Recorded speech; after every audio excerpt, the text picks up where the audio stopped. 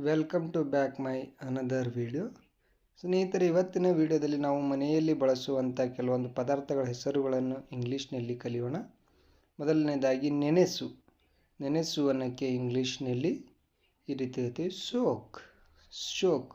ಸಿಪ್ಪೆ ಸುಲಿ, peel. Peel. ಬೇಯಿಸು. ಬೇಯಿಸು. ಬೇಕ್. ಬೇಕ್. ಉರುಳಿಸು ಅಥವಾ ಲಾಟಿಸು. ಉರುಳಿಸು ಅಥವಾ ಲಾಟಿಸು ಅಂದರೆ ಚಪಾತಿ ಮಾಡಾಗ ಲಟ್ಟಣಿಕೆ ಇರ್ತೇವಲ್ಲ ಅದನ್ನೇ ರೋಲ್ ಔಟ್. ನಾದು. ನಾದು ಅಂದರೆ ಹಿಟ್ಟು ನಾದ್ತೇವಲ್ಲ ಅದನ್ನೇ ನೀಡ್. ನೀಡ್. ಮಿಶ್ರಣ. ಮಿಶ್ರಣ. ಮಿಕ್ಸ್. ಮಿಕ್ಸ್. ಪುಡಿ ಮಾಡು.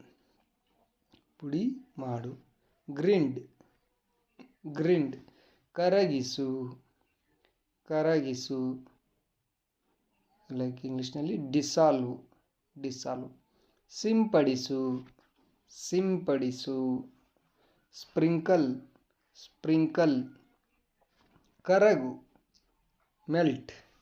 ಮೆಲ್ಟ್. ಹಿಂಡು. ಹಿಂಡು.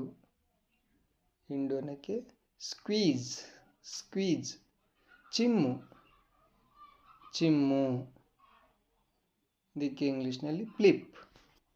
ಫ್ಲಿಪ್ ಅಂತ. ಸೋಸು ಅಥವಾ ಚಾಚು. ಸೋಸು ಅಥವಾ ಚಾಚು. ಸ್ಟ್ರೈನ್. ಸ್ಟ್ರೈನ್. ಜರಡಿ ಹಿಡಿ. ಜರಡಿ ಹಿಡಿ. ಸಿಫ್ಟ್. ಕತ್ತರಿಸು. ಕತ್ತರಿಸು. ಚಾಪ್. ಚಾಪ್.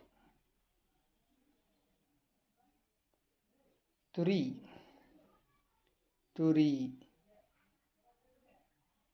ತುರಿಗೆ ಇಂಗ್ಲೀಷ್ನಲ್ಲಿ ಗ್ರೇಟ್. ಕರಿ.